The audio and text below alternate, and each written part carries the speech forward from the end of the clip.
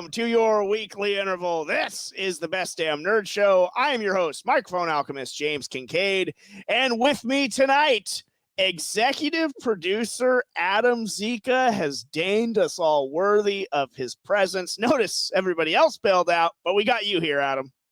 I'm the what is it? The second. You got top billing. The only billing. I feel like I'm the B team. I know you're not on the B squad. No, it's good to have you back, Adam. Adam is here for a very specific reason, other than nobody else could do the show. But he's here. That's very the main reason, but there's also a secondary reason. Yeah, there is another big time reason I'm very excited to tell you about. But more on that in just a few minutes. I have to start the show off on a sort of somber note. Kentaro Miura, the author of the Berserk manga, did pass away, and while I did not read the manga of Berserk, I have nothing but fond memories of watching the original anime at the Cool's house. For the longest time, first of all, it was marvelous. Like that anime still holds up to me. There have been other attempts at doing Berserk as an anime, and none of them have been the quality or as captivating as that original one that I watched. And for the longest time, that anime, if people ask me, oh, what's your favorite one? It's always Berserk. I was just so taken with the story, the setting, Guts, Griffith. I mean, Guts is just such a great protagonist character. I mean, I'd never seen anything like it before. It really opened my eyes to sort of what the anime genre really was and could be, and just the violence, the brutality, the kinds of stories that they can tell was crazy. Adam, did you dip a toe in on Berserk? A little bit. I remember you talking about it. I wasn't involved in the viewings over at the Cool's house. I don't know how I missed that, but I did. Paul. Yeah, I did on my own. I tried to watch a few episodes. I enjoyed it. I think I maybe got about 3 or 4 episodes, and it was just a time when there were so many shows going on, I had to switch off of it. But I did enjoy what I saw, and I was trying to also dip my toes into anime a little bit, and see what all the hubbub is about. And I think that's a good one to start with. I agree. Yeah. I completely agree. I hope you finish it, even though the anime itself ends on a cliffhanger of what's going to happen, which is maybe the only knock against it, is that they didn't complete the story. But whatever. It's what stands the test of time as one of the best. And you're talking about dipping a toe into anime. I am leaning more and more heavily into that. That is, the anime is the future of where I want to be in the nerdosphere, because they're just telling better stories with none of the bullshit that sort of comes with a lot of the newer stuff, none of the having to punctuate everything with a stupid joke or insulting the viewer's intelligence or lecturing me or preaching at me. So I think anime is where it's at, dude. That's the last. I didn't know you were getting so into anime. When did this happen? I feel like society has forced me into that. But no, over the years I've gotten more and more into it as time has gone on. And then the pandemic, I definitely started watching more that I hadn't watched before, and going back and rewatching. I've probably watched all of Cowboy Bebop probably 5 or 6 times during the pandemic. I'll just if I'm working from home, I'll just throw it on because I find it very comforting in a weird way. I'm imagining you still throwing in like the DVDs of it. No, it's nice because it's streaming, so that's a good thing to have. I got into Attack on Titan as well. So I definitely recommend that one. But yeah, it was sad to see that the author of Berserk passed away. Definitely conjured up immediately those memories of sort of that being my first real super enjoyable indelible anime experience was with Berserk. The very first one was putting in my brother's Ninja Scroll DVD, and also being equally impressed and shocked by by what was going on in Ninja Scroll, particularly when one of the characters was, well, whatever. But yeah, they get into some interesting areas in anime. Yeah, they do. But a lot of it's great storytelling. Adam, what have you been up to? How are you, man? I've been good, just living life. Not too much else going on, I guess, since since we last spoke. When I forgot what the last episode I was on hasn't even aired yet. That is true. Yeah, a little peek behind the curtain is that we got a Zika episode in the can, waiting to be released Unleashed upon the you. world. Yes, I know you had mentioned off air that you would wish you could have joined us for the Mortal Kombat review. What were your thoughts on the new Mortal Kombat movie? Oh, I was really looking forward to it. And then I saw the early reviews come in, and they were pretty favorable. So Liars. I had the expectations I had were, I don't want to say high, but they were higher than I think they would have been otherwise. But yeah, it was not. It did not feel particularly necessary. Like, what do you think about Cole Young? I mean, I don't look. Maybe they'll shoehorn him into the game, but I don't know what kind of character he'd be. I don't know what his power is, to be honest. I guess getting his ass whooped. I know. I guess he takes some energy from whatever that suit is. Like, the whole thing about not having Johnny Cage, like, was super bizarre to me. I get what they were saying. They were like, oh, we don't want to have like two like characters that are kind of the same, like the comic relief or whatever, which they made, I guess, Kano, like in this one, but. It was weird because it had a lot of the stuff I thought I would have wanted from a Mortal Kombat movie, but then it was just really like boring for some reason. I don't know what it was. It just wasn't that fucking interesting. Tournament. I mean, that's the key. I think that's a key thing. The tournament never happened. It never started. I guess they kind of had it in advance, I suppose. Like that's, I guess, and they can really just do that. Like, I understand they're like, oh, we don't play by the rules, but what's the point of the tournament if you just can try to kill everyone before the tournament? It's so dumb, dude. It's so dumb. Yeah, it was. It was bad. It was pretty bad. Goro looked pretty cool. Like, they did a good job with Goro with, I guess, the special effects they're able to have now. But it was the fight was so short and lame, and I feel like for most of those fights, I don't know, it was pretty disappointing. It was really bad movie. Goro looked fine, but they still treated him like a total like afterthought. It was dumb. It's a bad movie. I don't want to go down that rabbit hole. I know you already did a whole episode on it, but I was kind of. But I'm shell shocked by it still. But talking about bad movies, I guess we should get to the reason why you're here. Executive producer Adam Zika, we're unveiling bringing back an old favorite of the Best Damn Nerd Show with a ghoulish new twist.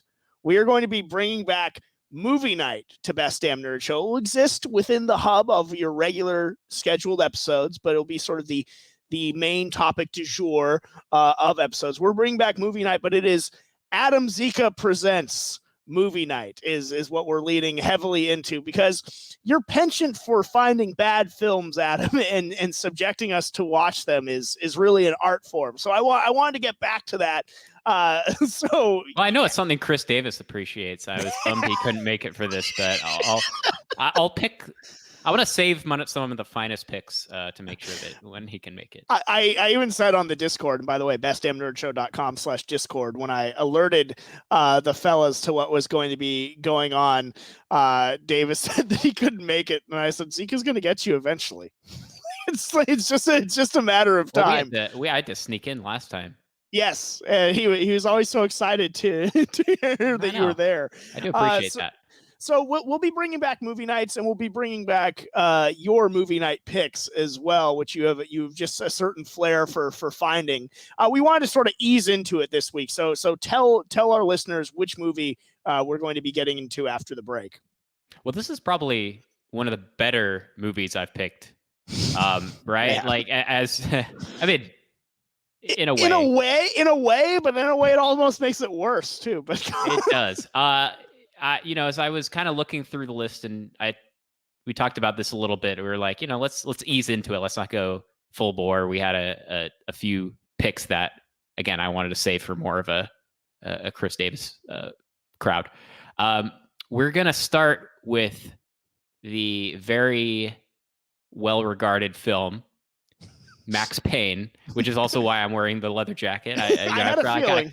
I gotta come in character for this one. So we're gonna hit up Max Payne with Mark Wahlberg and Mila Kunis, and Chris O'Donnell's in there for some reason.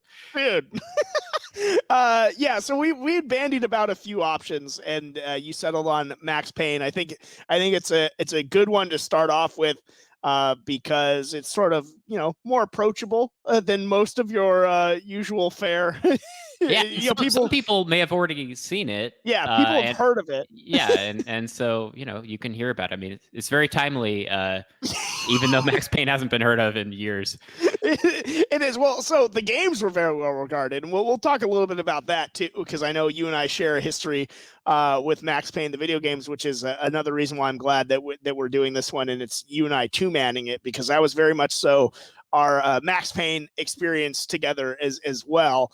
But yeah, if you haven't seen Max Payne the movie and you care about spoilers, or if you think that watching it might help you enjoy the ride, go ahead and pause your Zunes or other non-MP3 playing devices right now, because on the other side, we're going to be getting into Max Payne starring Mark Wahlberg on the Best Damn Nerd Show. Welcome back to the Best Damn Nerd Show. James Kincaid alongside executive producer Adam Zika, and our inaugural Adam Zika Presents movie night. We are doing Max Payne. When did this movie come out? This was 2008. 2008. You are right, sir. Yeah. Yes, clearly I did my research for this. Yes, the 2008 tour de force, Max Payne, starring Mark Wahlberg. And before we get into anything else, I want to start with the cast, because I think my main takeaway, or one of my main takeaways from this movie, Adam, was this is one of the most miscast movies that I've ever watched of a quote major property. Like the casting of this movie was fucking abysmal, and it starts with Mark Wahlberg as Max Payne. Like, I know the director or whatever said that when he first played the game or saw the game footage or whatever, that Mark Wahlberg is who jumped into his head. I don't understand how that's possible. Like, I don't look at Max Payne and see Mark Wahlberg, certainly not the way he acts. The only thing I Max could Payne. think of is maybe he knew Mark Wahlberg had some downtime and had time to play Max Payne at the time. Because I agree. But even easier with Max Payne is you know what the characters look like, because you've seen him in, number one, you've seen the actor who plays him in the first one, which, like, granted, that's not a person I would have play Max Payne either. But in the second one, they get a little bit more into, I think, what you'd expect Max Payne to sort of like. Was Josh Brolin busy? I mean, maybe. I guess he could have been, or a Joe Manganiello, or a Clive Owen, or something. I don't know. Like, also just Mark Wahlberg's whole demeanor and how he carries himself. Like, he is awful as Max Payne. We're gonna get more into that, but yeah.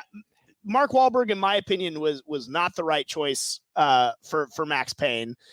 Mila Kunis as Mona Sachs was even more just a death-defying leap. Worse.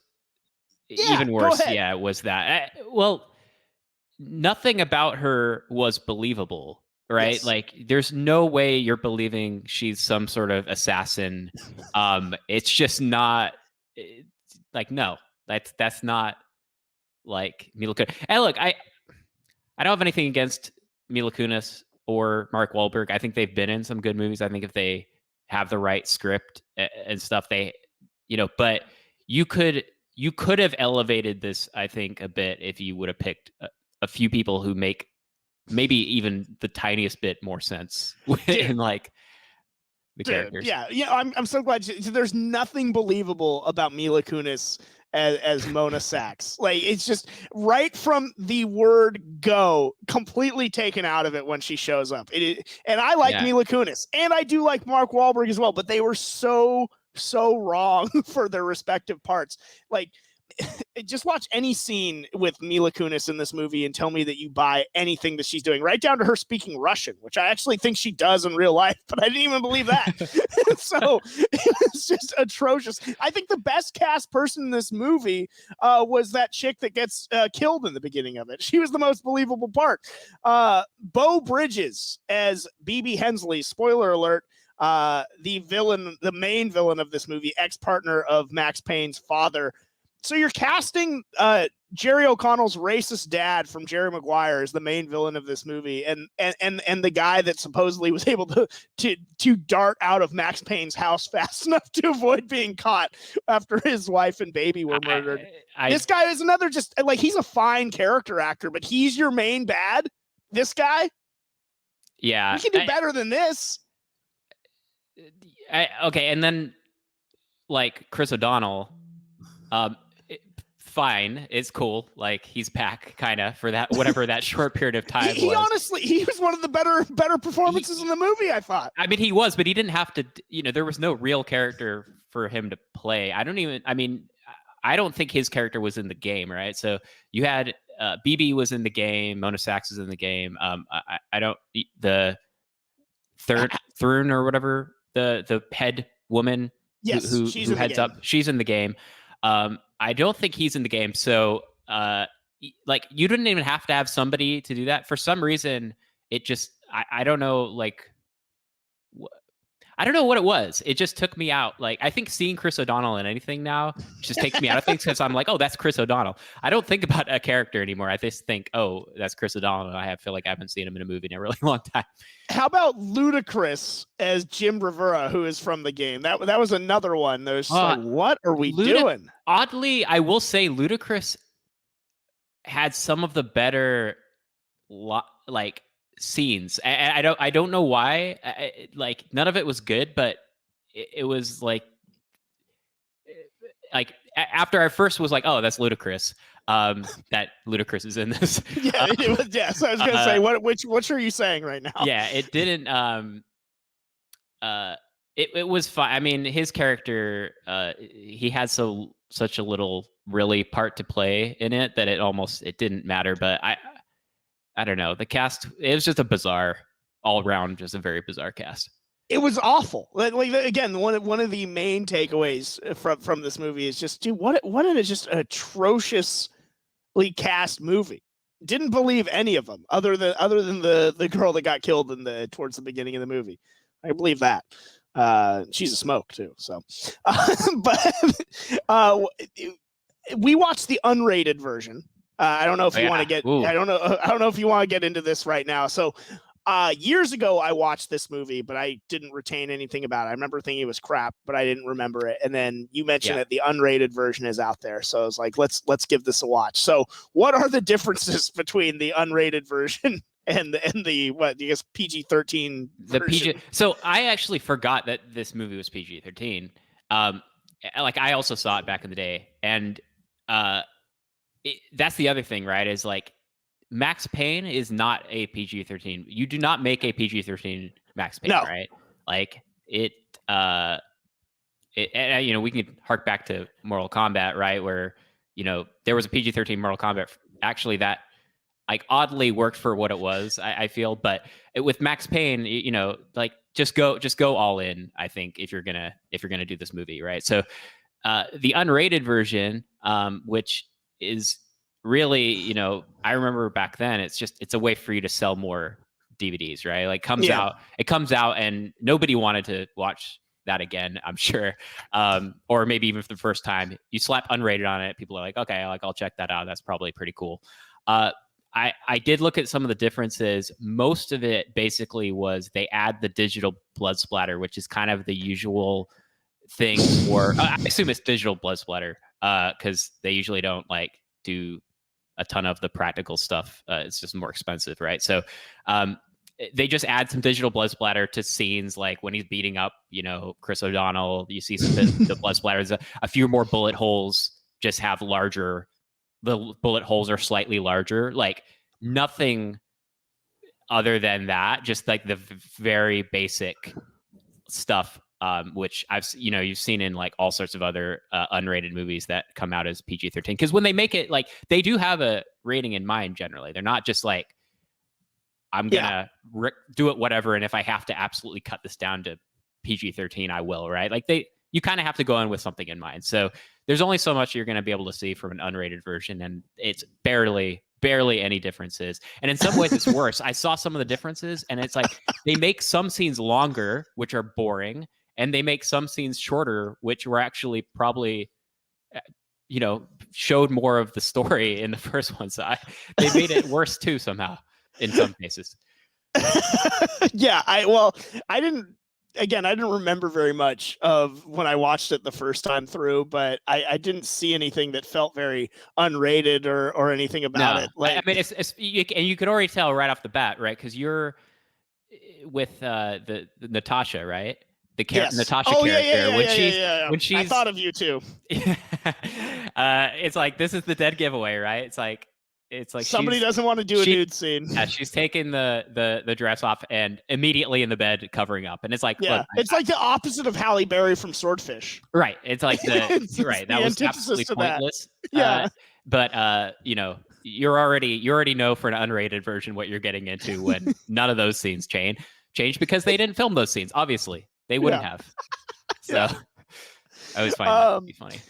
I think that I guess now, as you reflect on having watched it, what was your initial thoughts on having chosen it for this movie night?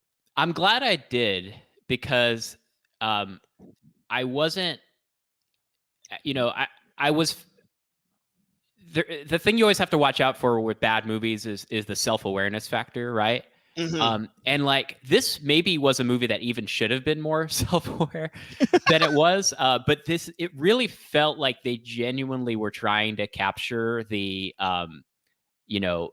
attitude of the game and like kind of the gritty, like cop like stuff. And it just is so, it rings so false. It's like pretty crazy. So I was happy with how it did feel like they tried, which I liked, because that means it's just easier to make fun of. Yeah. Okay, so I'll disagree with you somewhat there. I think they tried to make a cop movie. I don't think they tried at all to make a Max Payne movie whatsoever. Because outside of the opening, sort of like Mark Wahlberg narration, where he's talking about, the dead bodies and stuff like that. One of the signature things about Max Payne is the film noir, VO narration, metaphors and stuff like that. And we got next to none of that in this movie whatsoever. Dude, you remember, Adam, one of my favorite things was Max Payne quotes, particularly after the second one. And there was like none of that in this. So there was none of that from Max Payne. When he gets into the car with his partner, he's like, "Where are we going?" I just like, what the fuck? No, Max Payne. I mean, Max Payne is not Max Payne in this. So that aside, I totally agree with you at the beginning. It's like they knew what they were supposed to do, and then they just ignored it. Right? It's like the very beginning, they were like, okay, this is what Max Payne is. You've got the kind of the voiceovers, you've got that gritty feel. I do think they were trying to make noir because of the the visual style was noir. But the actual like story and the any of that voiceover like schmaltz stuff was not there, except for the first few minutes. And maybe the last few minutes. Even like, it had some noir aspects to it, but like the stuff that they were doing with in the game, it was called Valkyr. I don't remember if they call it Valkyr in the movie, but the drug essentially it was the same in the movie. Yeah. Even like the visuals behind that felt like more they were trying to rip off Constantine than they were trying to make film noir or make a Max Payne movie. Like that to me was like when he hulks up towards the end after he gets in the pier, and it's like what the fuck? It's just like, what were we doing? It was more like, it was more Constantine or like a superhero movie than it was a Max Payne movie.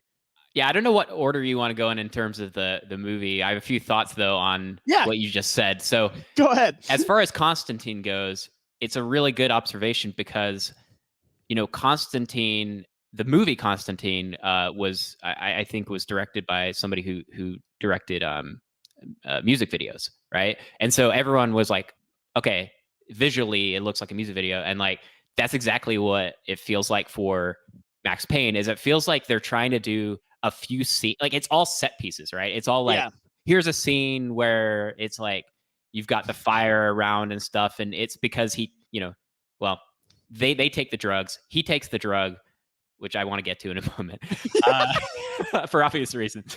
But you get that those visuals, and I think they just wanted those visuals. So every time they got a chance to show that, makes no fucking sense. Right, they just wanted to show that stuff. Now there was a couple cool things with the visuals. The scene where the guy jumps off that house and gets kind of pulled away by the demon, which you're not. I mean, you're supposed to assume it's all being seen. It's all kind of hallucinating. Visually, that was cool. It just like that's it. It was just a cool visual, but like that doesn't make a movie, right? That's just like that makes a music video. So, but him taking the stuff. First of all, why did he take two? Like, if you are like, okay, I'm gonna take this stuff because I might freeze to death and maybe this will save me. Maybe you start with one, considering it drives people insane. Yeah. Instead of immediately gulping down two of those. And I also like how he got no ill effects from it. I guess he's the 1% of people that he's a 1%er. Yeah, well, good for him. That's very lucky. Because the other people seem to go insane and just turn into addicts. Yeah, they said in the movie it had a 1% success rate, right? Mm-hmm. It's just so they could explain. Absurd. Yeah, they could explain the main dude, who, by the way, like I wouldn't call him a success either. He looked like he went insane. So I don't know, dude. He went absolutely batshit. How about he like is just lurking outside of Max Payne's house and then lurking still at the scene of the crime? Yeah, what the fuck? He's lurking everywhere, and why? What's he doing? He doesn't do anything in the movie other than, I mean, he kills the girl in the beginning, and like it's just, God, it's so bad. He kills a couple of people. Why? I don't know. Like he's just crazy, I suppose. And then he's trying to. They keep talking about them building an army of. Like, was he? He was. There was a scene where he was like giving somebody it, and then he kills the person. I don't know what was going on. What was he supposed to be doing? This movie missed a key sort of like part. Like I will stand by the Max Payne video games, at least the first two. I haven't played the third one, but Max Payne 1 and 2, I kind of view them like Halloween 1 and 2. They're sort of just a continuation and a completion of a great story. They missed the mark so bad in the actual like hunt for him trying to find his wife and child's killer, and it's sort of like the layering in of like the mafia aspect and the Russian mob aspect and stuff like that. It's like this one it devolved immediately into just like you said, the cool visuals of the people on Valkyr, but it made no sense. Like the whole leap was about a tattoo. And why was the tattoo was also the logo of the company? It just I also love that was a revelation. He looks at the pic. Okay, his wife's worked there for years. His wife works there. That building is huge, and I think I don't know if it's on the. I know the words is on the building. Yeah, there's no way you just made that leap right then when you looked at that picture of that. But I also like the scene where he goes into the tattoo parlor and that person is so well versed on this stupid tattoo. I'm glad you brought that up. He pulls up a random tattoo in the book. The guy has a book next to him where he tells that's all a about Valkyrie. That's Norse mythology. He's got it all right up here. Angel. Yeah. No, I'm so glad you brought up that scene. Like especially when Max asks, well, what do they need protection from? And then all of a sudden he's like, what? And Max gets hella aggro with him. He's like, you said they did it for protection. I'm so glad that resonated with you because he's so like amped to talk about the Valkyrie and stuff like that. And what does the tattoo have to do with the drug? And they don't. Nobody. Like nothing. They said nothing ties together in this at all. And you're going back to what you're saying about like just dropping the mafia stuff. Like that's a key element in the games. And in the games, I think he's like undercover, right? In the mob, I think. And he's in the DEA. And in here, he's just like working cold cases. Working cold cases. It's fine, but why not go that? I understand they don't want to tell the exact same story, but what they did was they took the characters and they made like a way worse story with with the same characters. Like it was, I don't know what they were thinking when they made this. It really was. I mean, I applaud you because at first I was like, I don't know if this is really going to be at the normal level of like Adam's movie picks in terms of lack of quality. But I actually think this one is just right on par, especially given that they had some great source material to work with. And this is it. It has like almost no story. It does. The story it does have doesn't make sense. So like what I was trying to figure out, like this is like one key thing that I do not understand. Maybe you can shed some light on it. Why? So BB is, he's you're not supposed to know he's the bad guy, but if you play the game, I guess you would know. But he saves Max Payne from being killed by that. Yes. By Lupito. Was it Lupino? So that he can take him and put him in the water to kill him. Why? What benefit? Like faking Max Payne's death is fine, but if somebody else was gonna kill him already, and Max Payne, by the way, already is being accused of murdering like Natasha. Like what is he doing? What do you gain from stopping him to take him to the water?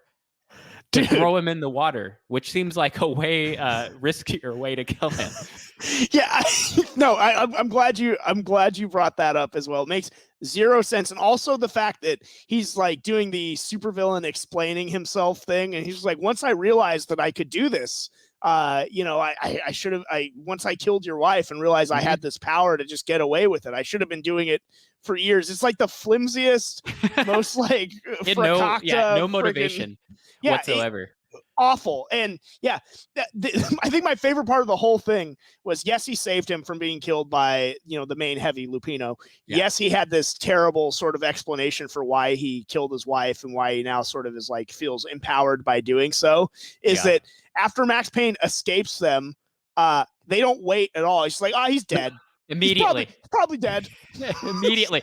You couldn't wait 20 more seconds. So by the way, I don't know if they know how long it takes for people to hold their breath underwater. It's probably not that long. And also it's freezing. So just wait a minute and make sure he's dead. Like immediately left. Wait 2 minutes. Like they're like in 1 second, they're like, nah. Dude, so awful. That was like I rewound that part because I was like stunned. I was like, wait, really? Like this is no, and it was right away. They didn't. There was no beats. It was like, all right, he's probably dead. Let's go. Yeah, no, he's not. There ain't no coming back from that. He's like, he fell in the water. It's cold. Not to mention, that to ensure his death, they were going to tie like a cement block to him to make sure, or it was like a sewer cap or something like that to make sure that he sunk to the bottom. But no, he just dove in of his own accord. So I'm sure that'll kill him. It's cold. It's snowing. Like, nobody can survive that. I liked when Max came back too, and he got out of the car or whatever. They were in the garage, and they're like, "It's him." And he still's like, "No way, he's dead." Thank God, so awful. Something else I wanted to bring up that I was watching for. I remember watching for it and being underwhelmed by it the first time, but new set of eyes. Again, this movie came out very timely in 2008, and this is why we're reviewing it now in 2021. Is the style of Max Payne, the video game. And we're going to talk more about the game because this is essentially just two crazy people right now yelling about a movie from 2008 that's a piece of shit. But I do want to have it any other way. Wouldn't have it any other way. The style of the signature of Max Payne video games is the bullet time, right? Like I would have gone into this, expecting them to overdo it in this movie. Yeah. They did not do it enough. That's why I say they made kind of a cop movie, but not really a Max Payne movie at all. The best use of the bullet time is when Chris O'Donnell gets killed. That's really the only time that they used it well. And the scene with the shotgun, no, I don't understand. Like, what were they thinking here? Yeah. So a few scenes came to mind where they tried to kind of pull the Max Payne part. And one was when he jumps forward with the gun, but he's not shooting somebody in that scene. He's shooting a door. The door, yes. Which is like, of the times to use it, that seems like a little bit of a weird time. The other time is I don't even know if that is that even considered bullet time when Chris O'Donnell gets shot, because I know it happened in slow motion, but I don't remember if you see the bullet. I don't think remember. You do. That to me felt the most like the Max Payne bullet time aesthetic. The very end when he shoots BB is the most, was like, it had it all the way from the gun to the bullet to him. But yeah, for this kind of movie, especially all the scenes they had with that, it's like they could have just done, and they clearly cared about visuals above everything else. They could have just done a bunch of those bullet time scenes, and you'd at least be like, I mean, it was Max Payne, so at least they had like some bullet time stuff. But yeah, I would have preferred them. I would have leaned so much harder into doing more bullet time stuff. Like, yeah, other movies have done more, right? Like, there's been other movies which have done more of the bullet time stuff than Max Payne has, and it's Max Payne. Yeah, I actually think aesthetically, stylistically, it would have been cool. It would have made it feel like Max Payne if every fight, like, he has at least a little bit of bullet time, then he runs out. It would have felt like we're playing the video game. Not saying that he literally runs out of this resource, but if we go into it and then we snap back into real time, in each sort of action scene, and then we go forth as usual, would have at least felt like the freaking video game. The shotgun scene where he's doing the backflip in slow motion was so piss poor. That shotgun back sequence is so weird. But that shotgun in general, dude, that thing like was like a cannon to those people, and it was like barely shook him when he's like shooting it. Well, I mean, that's kind of like the game. I'll give him that. I'll give him that. I do appreciate that we dealt with some junkies early on in the movie. You get the Roscoe Street Station, which is cool. The visual of that, like, that's why I kind of feel like they did throw in a few things which I appreciated. Of that, the scenes where with like the wife and the baby and stuff. You hear the crying baby, which, as we know from the game, you hear for a very long time, because our favorite, we've talked about this a lot, but our favorite parts from the game is when you're in the nightmare sequences. Yeah, explain that sequence for those that might have not played it, or maybe it's been a minute. Yeah, at least in the first one. In the first one, there's I think there's 2 or 3 nightmare sequences. I want to say there's 2 nightmare sequences, and you are running through. It's like a maze with platforming aspects, which, by the way, that game it's not a platformer, so no, like, they should not have attempted that. And you have to not only do the platforming, but you have to find the way out of the maze, all the while the baby's crying in the background. And you will not just play that scene for a few seconds, like, you will play that over and over and over again, because the platforming's so bad. So that is like ingrained in your skull, is that crying. Because it's platforming in darkness. Like, the only things that I think it's like a line of blood. You have a little line of blood, and that's it. And it's like, it's not fun at all. No, like, it completely breaks up the game. It's the most like the movie in terms of not being fun at all. Yeah. Really annoying. But yeah, the baby crying, going, yeah, I just remember that whole time, because the whole rest of the game, you die maybe a few times and you get through it. It's like, with this, you are doing that over and over and over and over again. Yeah, that's, if I could have omitted one thing from that. But yeah, the lack of the signature style that would have been like, why make a Max Payne movie to begin with? It's like, it's this really cool film noir. He lays on heavy the metaphors, and there's this really cool dynamic in terms of like the slow motion bullet time aspect of things, and they did next to none of that in this movie. Yeah, and it's like the visual style, reminded me a bit of Sin City. obviously Sin City was black and white with the color and stuff. Yeah. But they would have been also better off going that route. I mean, Sin City did it just way better, and obviously Sin City was using different source material, but like they should have just leaned into that, even if it was actually. When did Sin City come out? Sin City came out like probably I think like 05 or 06. A few years before that. Yeah. So yeah, it would have been a ripoff, but it's Max Payne, so I think that would have still been like a better way to do it than how they did it. They cut out my favorite character from the movie too. Vladimir Lem was not in this movie, and he's such a, and like the inner circle or whatever from they cut out the main, like the ending. They cut out the whole story.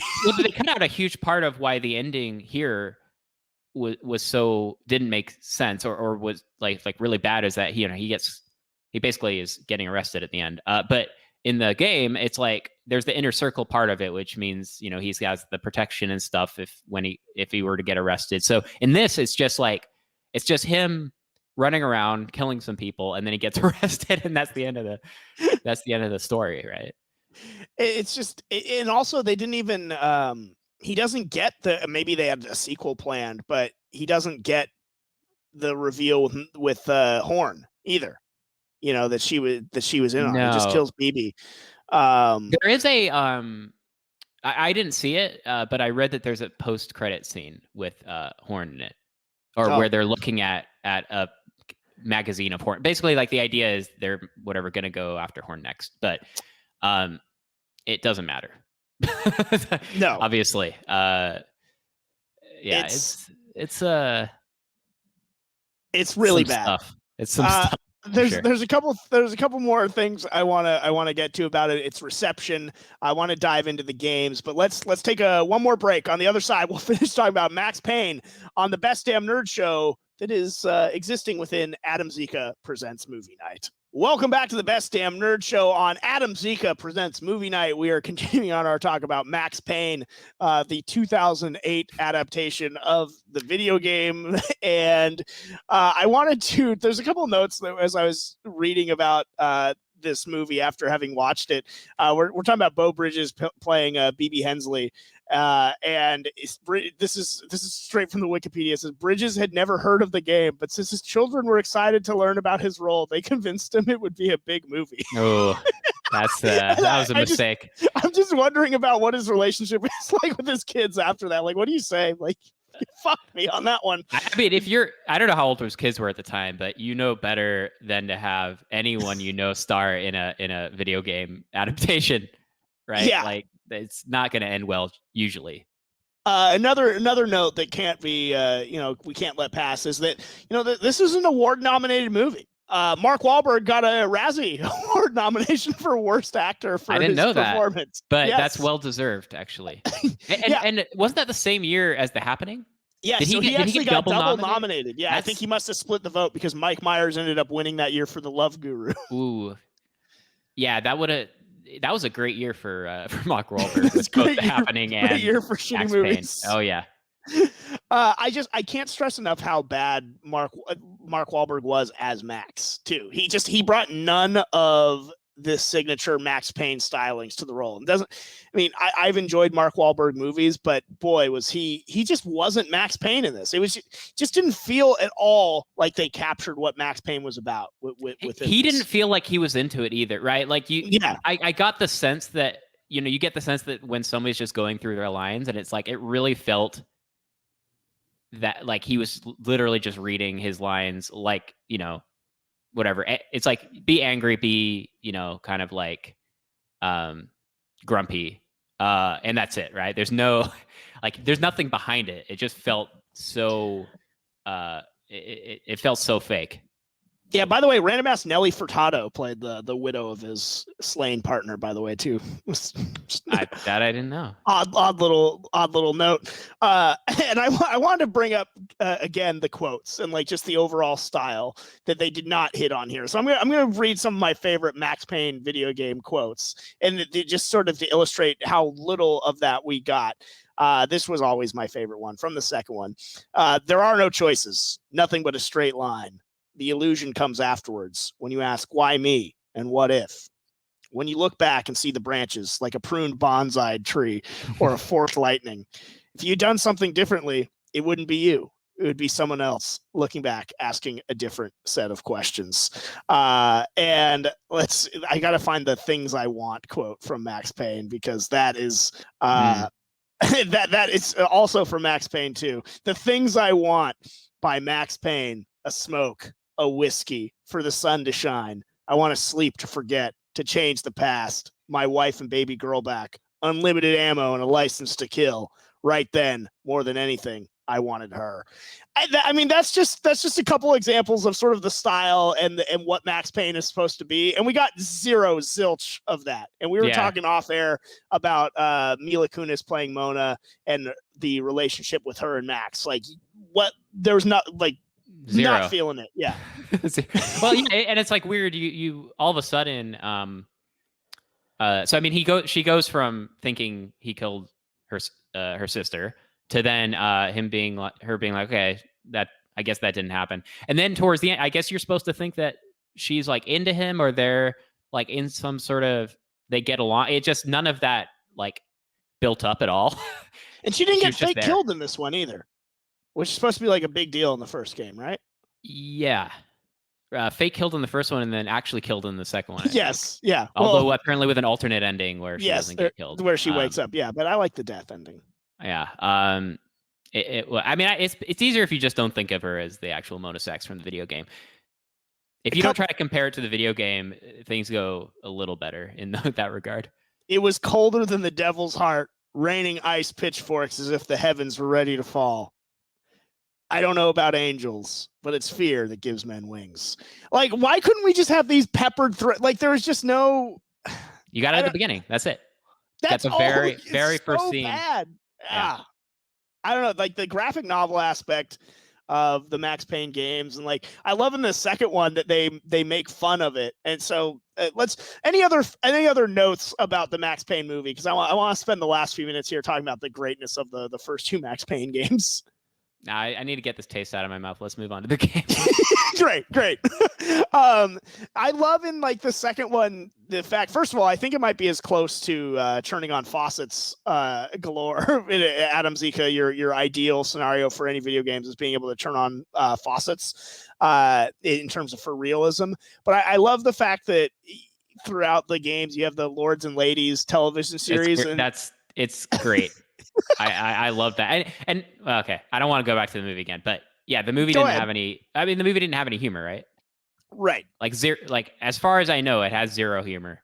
And you know what? Honestly, though, it didn't deserve to have any, because the Max Payne humor works because they nailed everything else so that they could get away with it. That movie nailed nothing, so they didn't deserve any humor.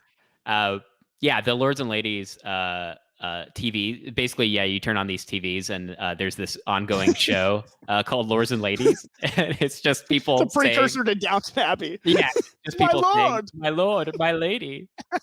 I like the parody of Max Payne himself, though, the detective show. Oh yeah, when it's like it was raining, like all the angels in heaven were pissing at the same time. When your life's a shambles, all you can do is think in metaphors. So it's like there's like that little bit of self-awareness that you said that maybe the movie could have used. Yeah. But yeah, I mean, you played Max Payne 1 before I ever did. What are your sort of fond memories from playing Max Payne? Yeah, I remember Max Payne. It was just the atmosphere was good. The gunplay is obviously really fun with with the bullet time. The story, the story's not bad. Like the first one, obviously you had a different budget, right? So it looks a little. We talked about this back in the day, but the actors who play the people look a little goofy. Like they look kind of like friends of the developers or something. But I think they did what they could with what they had at the time. And obviously you get that budget increase in the second one, which is why I, remember most fondly back to the second one, because they just kind of like expanded upon the first. I almost pretty much every part of it was better. But I do think that in the first one, if I recall, I think you could still turn on faucets in the first one. I believe you could, yes. So that was a good early sign that was going to be a pretty solid game. And another thing the movie missed was the constant use of painkillers to restore health. Now, I'm not saying that you have to do that point. every time, but like at least hearing the jingle jangle of some painkillers would have been nice. Like that's a signature moment. Give a little bit showing that you played the game, right? Like just give us a couple little moments. Yeah, like even it maybe like beats the shit out of one of those tweakers in the beginning, and he like hurts his hand or whatever, and he just slams a couple of pills. Just have it in your jacket. It also adds to the sort of like the plausibility of why internal affairs would be like so hot to trot on him anyway. It'd be sort of like Minority Report, that like, you know, Tom Cruise's character was kind of doping it up after he lost his kid. So yeah, I can't believe you're mentioning Minority Report and Max Payne in the same breath. Everybody runs. But it's a fair point. No painkillers. Again, they didn't even. It's like did not even bother to try and capture certain little essences of the game. Yeah, and I wouldn't have actually minded more nightmare sequences in the movie either, because you have they're already going that route. They're already going that way. They're just doing it with with them taking the drugs and seeing certain things. But when he goes back and sees the scene where his wife and kid, he goes back to it, I don't know, once or twice, but he just kind of sees the scene played out. But he doesn't. You don't get any of the surreal stuff that you get in the first and second one, and especially when I think when the second one or I can't remember which one, but when he's forced to take it, that's when he gets kind of like trippy. Yeah. And that's like a perfect time to kind of expand on that and show his like mind frame and like how tortured he is. But instead they just make him go into like Doom God mode. Like so bad. I mean, I would have been down to include the nightmare scenes as well. I love playing Max Payne. The reason why this is so perfect that we're doing this together is you introduced me to Max Payne. I think like a couple years after it had initially come out. I played it late, so like neither of us had played it, and then I finally picked it up, and I was like, "Hey, you should check this out. I think this is up your alley." Yeah, and it definitely was. Thoroughly enjoyed it. And then I know we both played or like played the second one together, which was a ton of fun and a great follow up to the first one. I think Max Payne 2: The Fall of Max Payne is one of the great video game sequels of all time. Like, oh, for sure, yeah. And the third one neither of us played, and it didn't really get very good reviews. And it seemed to be a totally different game. I mean, it was different. Too detached. It's in another country. It's like he's like a security person now. It's like they completely went another direction with it. Actually, one thing, we were talking about, are we just crazy people talking about the movie at some random time? Yes, we are. But speaking of the game, I think not that long ago they re-released Max Payne in a remastered edition. Oh, did they? Maybe look that up and check, because I think they did. I'd be down to play through that again. I mean, it might have been Max over Payne a year ago. Remastered. Let's see. I don't know. Teasing something for its 25th anniversary. 20th. I don't see anything definitive. Okay, I'll check it. I'll check it out as well. I could have sworn they we'll look it up. Released.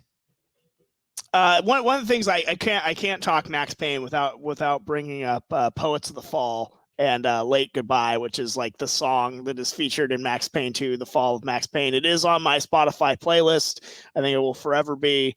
Again, the movie missed so much the layering in of any sort of intricacy to the plot. Like there was no maze for Max Payne to go down. Like the first two games, he's navigating through the various organized crime people, because like that's the clues that he has to follow. This one, he's got a tattoo that matches the tattoo of somebody who was dead at the crime scene, his wife, that he didn't put that together. He remarks about Vanessa's interesting tattoo in the beginning of the movie, but it's his partner that put it together, and he dies before he gets to tell him. And then he goes to the tattoo artist who knows everything about Norse mythology. Luckily, too, his partner scribbled all over that picture To be like he breaks into that guy's office. It just like as everyone at the department, I guess, hates him.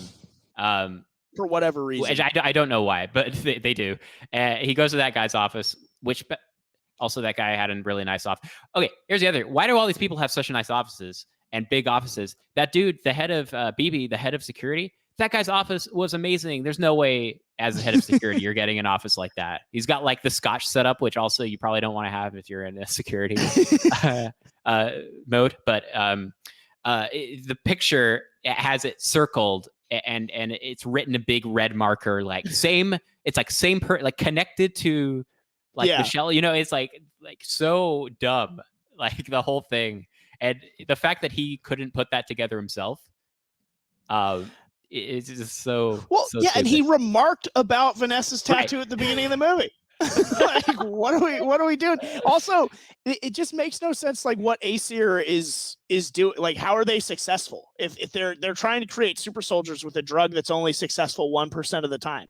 Like, they did not do nearly a good enough job of like the why of any of this, and it just you could have a flimsy story, but you have a flimsy story, nothing's happening, the performances are god-awful, and you're not even incorporating aspects of the video game, which is why people were such a fan of it. Again, the lack of the bullet timing usage, the lack of the just heavy-handed film noir metaphor and narration and stuff like that. If you add those aspects in, it might be like one of those guilty pleasure type movies. But and that's how you have to go with this, right? Like you're not going to be making a Max making Payne a movie here, not a film. Right. You're not making a Max Payne film, right? Like it's just not, it's not going to happen because the reason why the game was fun and successful and what it was because they were taking aspects of movies and making it so you could play them, right? When you're taking out the aspect of playing it, you then have to do a lot to make it like entertaining and good and memorable. So they should have just gone like full absolute cheese.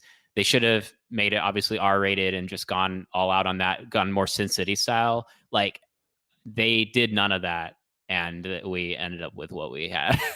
Well, here's something that I'm saving towards the end of this show for a good reason. It was not fun to watch. You know, a lot of the, not all of them, Adam. You pick some shitty movies that are not fun to watch. Mummy Mania or whatever it was. Yeah. Comes to mind. That was not Mummy Maniac. That was not a movie. But this was just not enjoyable. Like to watch. It was boring, which is, I think it's infinitely harder to make a boring movie than it is to make a bad movie. And there's like just a lot of boring aspects to this film. Do you remember the timestamp when you checked how long there was going to be left? Because I do. Because I distinctly remember thinking like, man, God, I hope this is over soon. And I was, the movie is about an hour, 45 minutes. I checked it at the hour mark. And I really felt like it was almost done. So I don't know if you checked, but I was definitely feeling it about at that point. I think I paused about when BB was giving his because I rewound. That's why I rewound to make sure that he ran away so quickly. Yeah. So that was definitely a part. Now I know you are Lord with a lady, and you had mentioned to me that you were concerned that they might enjoy it. What did they think, or did they not watch it with you? So she fell asleep, so she didn't finish it. Did she like it? I think she understood that it was bad. I don't think she was watching it for the same reason I was. And she does like these kind of, like she watched some bad movies on Netflix, like some of the new action films that are coming out on Netflix are really bad. She knows they're not good, but I think it's like a guilty pleasure. So she fell asleep and she hasn't asked to finish it. So I think she suitably thought it was pretty crappy. Mm. Well, good. It gave me some faith. Oh my goodness. Yeah. I can't say enough of it. I'm glad I saved for the end that I did not. It's not a fun movie to watch, folks. So I apologize if you paused it and watched it so you could listen to this review of Max Payne. Video game movies, oftentimes not a good success rate in terms of being adapted. Where do you sort of rank this in terms of the pantheon of video game films? Because this for me is right towards the bottom. right in the harbor there with Max freezing to death. I'll usually never say this, but for that pantheon, I think this is middling actually. Wow. They get so like they get real bad. I mean, I don't know if you've seen Alone in the Dark and some ones like that, but it's amazing how bad they get. So I'd have to go back. I have to go back and kind of like look. And then there's also the fun factor, right? Of like how bad something is, and like where do you rank that? Like where do you rank a Street Fighter? Because like Street Fighter imminently more fun than this movie. Fun, but terrible movie. Bad, right? Like so. I think Street Fighter's better than this. It's less. This movie is less fun, right? So for that reason, I guess it probably ranks lower. But you could argue that it's a more cohesive story than Street Fighter. As sad as that is to say, like it's almost not fair to compare. You just have to. I think that this one's one of the worst because it should have been the easiest one to make good.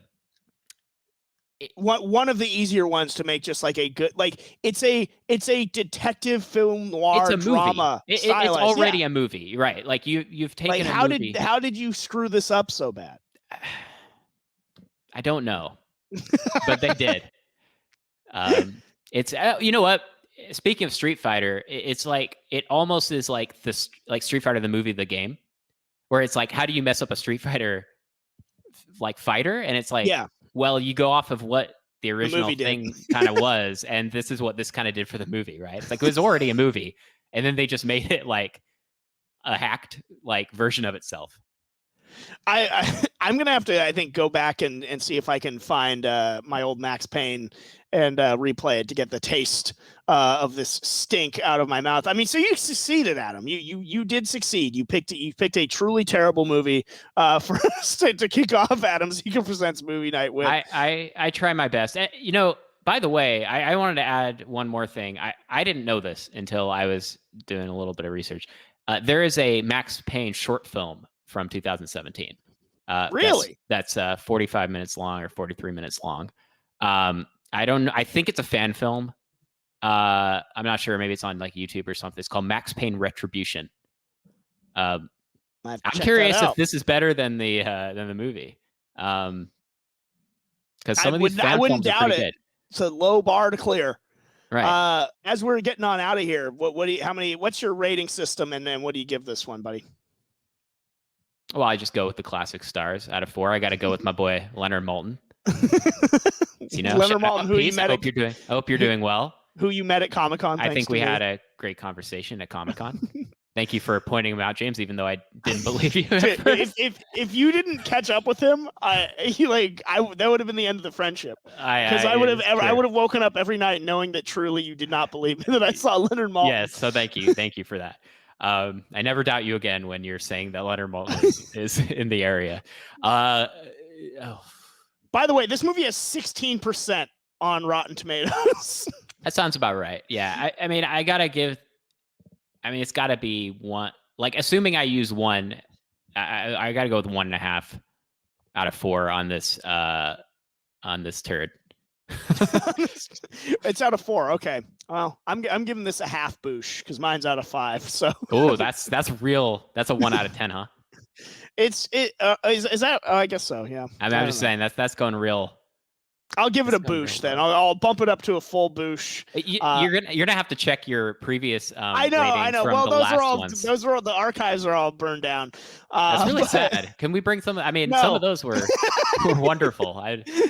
We could rewatch them again. I was just going to remastering. Yeah, maybe we should give it a facelift and we'll rewatch Gamebox 1.0. Let's do a remastered podcast of Gamebox 1.0, not unlike the remastered Max Payne that I made up. That apparently didn't happen. Hey, I'd be down to play a remastered Max Payne. But yeah, we will confer. Eventually, we will subject your picks to the rest of the cast here at the Best Damn Nerd Show. But I feel like this was a good start. it definitely, you know, if nothing else, made me appreciate how great the games were more. Yeah, it makes me want to go back and play the games. They were tremendous. They really were. So that is going to do it for this edition of the Best Damn Nerd Show. Have a great week, everyone. Remember, if you're a nerd, always say it loud and say it proud.